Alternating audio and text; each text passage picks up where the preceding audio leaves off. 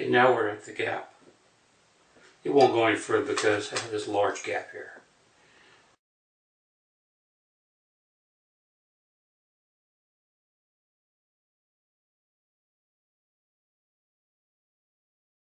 I've got to get more stators here, and here, and here, and here.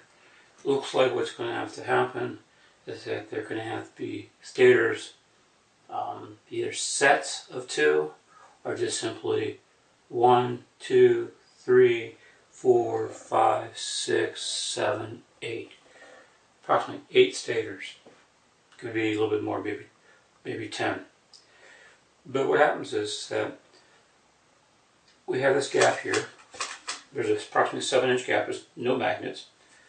And what's going on here is that this thing powers up on its own. I have drag here, using this a card stock like the old days, like children did with bicycle cards on a bicycle. Using clothesline, pins, and I can put my finger on the wheel on the top here and put some drag on it, and it still keeps going. I can feel it. It's power. I can actually feel power in this thing.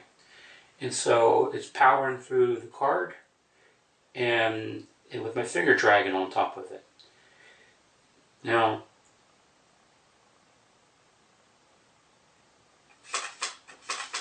the way I've designed this in the past has been very successful,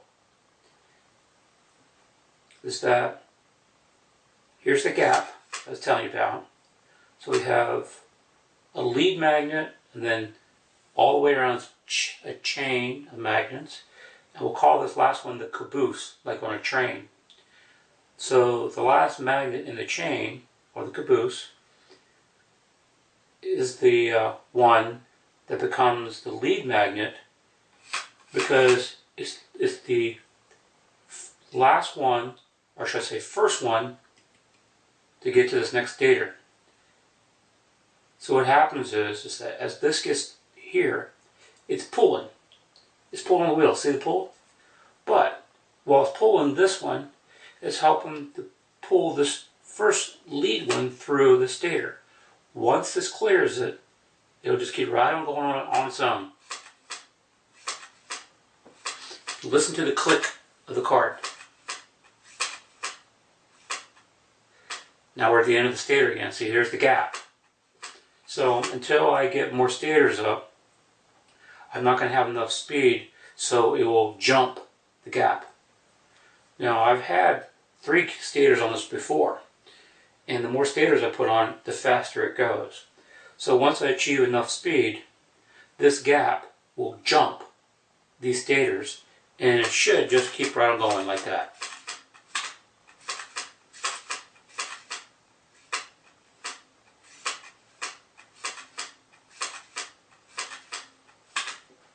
You see, I didn't need much more speed. Just a little bit more speed and we have it. So anyway, that's where we stand with this right now. But absolutely unequivocally, I used to have a theory that I could make magnets, the magnetism of the armature magnets, leapfrog from one to the next magnet across my specially made one-way stator. And that no longer is a theory. The theory is dead. It is now absolute scientific fact, not opinion. It's not a theory. That we can in fact cause these magnets, while one magnet is leaving the stator, because it gets a little bit of speed on it, the next magnet behind it, this one here, is now trying to pull against this. And then the next one, and the next one. So what's happened is that this stator is basically leapfrogging from this one to this one to this one to this one.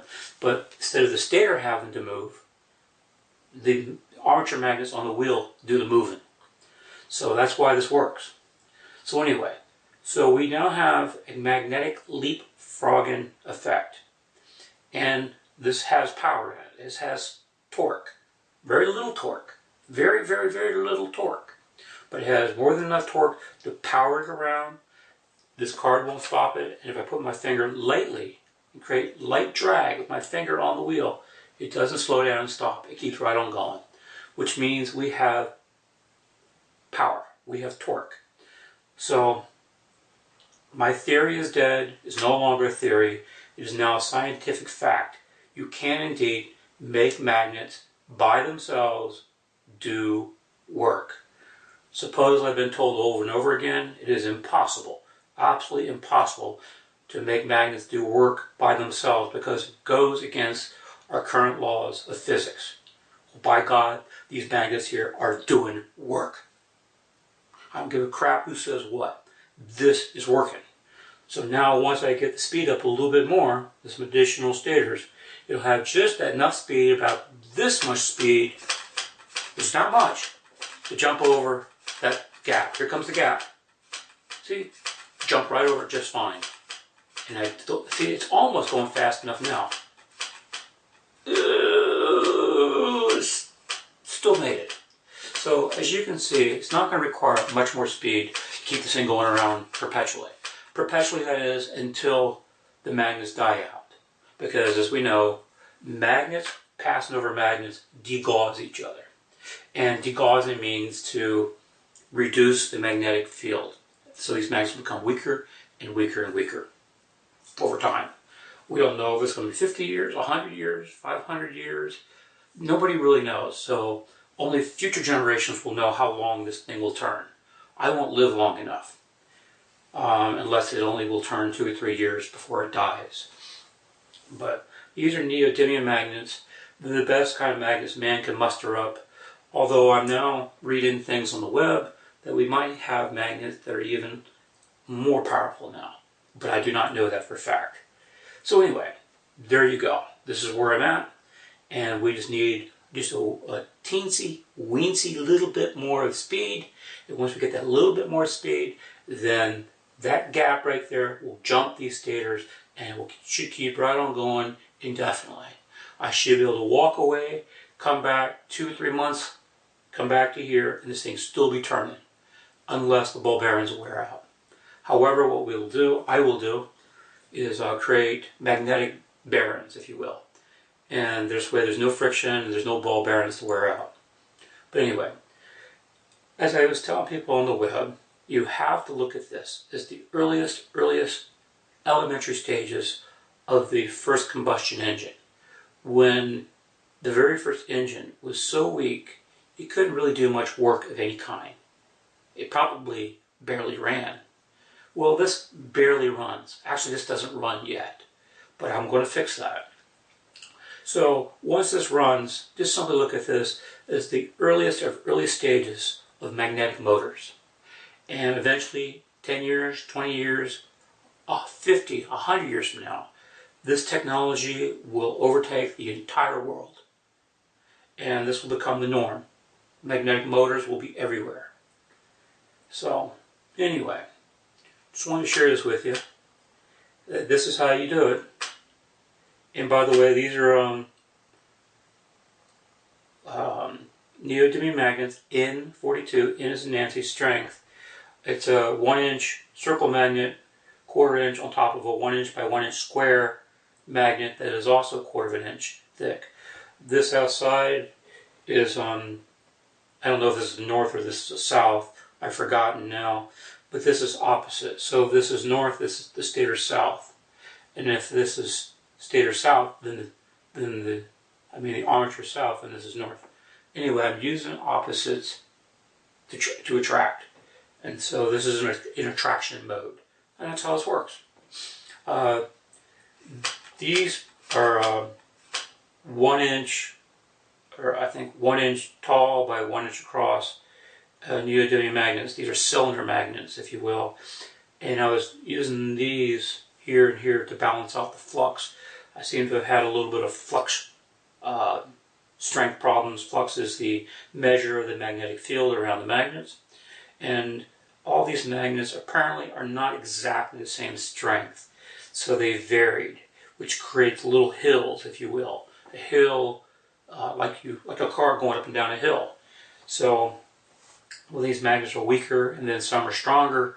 It creates hills in the magnetic flux around the wheel, and I was using these to help kind of balance that hill, to balance the hills or push those hills down, to flatten the hills. Anyway, that's basically all there is right now that's fit to print. But that's where I'm at with this now. Now it's just a matter of me getting a few more stators on here to get the speed up, and then we should be home free. So a little bit more speed, as you'll see, this will work just fine. Didn't have enough speed. A little bit more speed, about like that. There you go. Let me take this card off.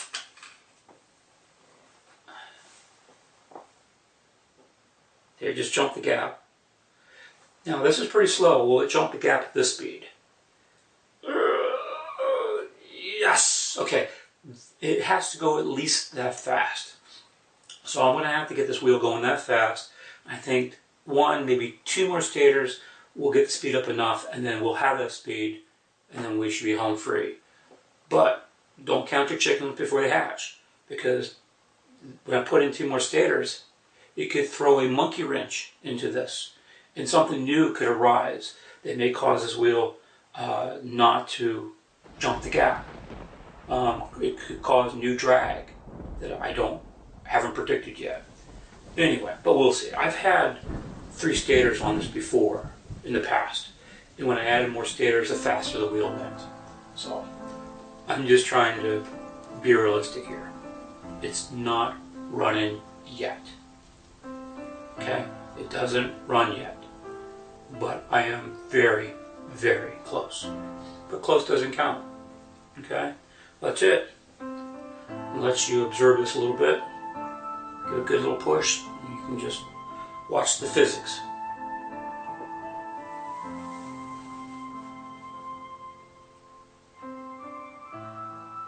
By the way, you can learn more about my research and what I'm doing at freemagneticenergy.info. That's freemagneticenergy.info. It's a website that I hope to, will put up all my findings and research there once I have everything completely working.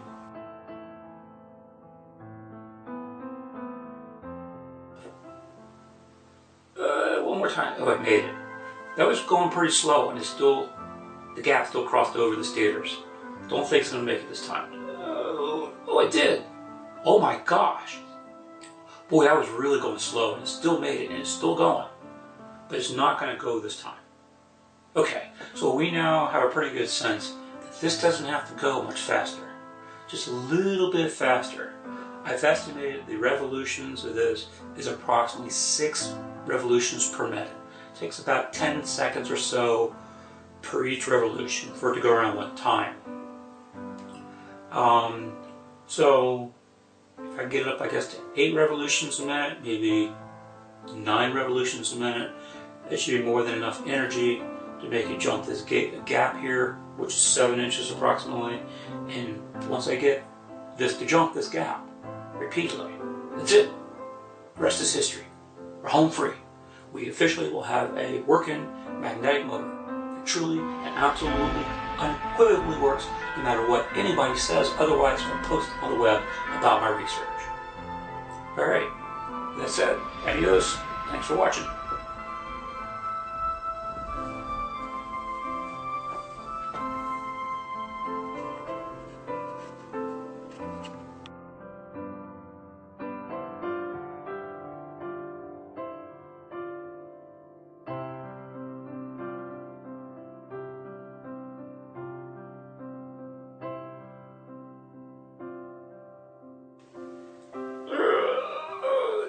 Yes!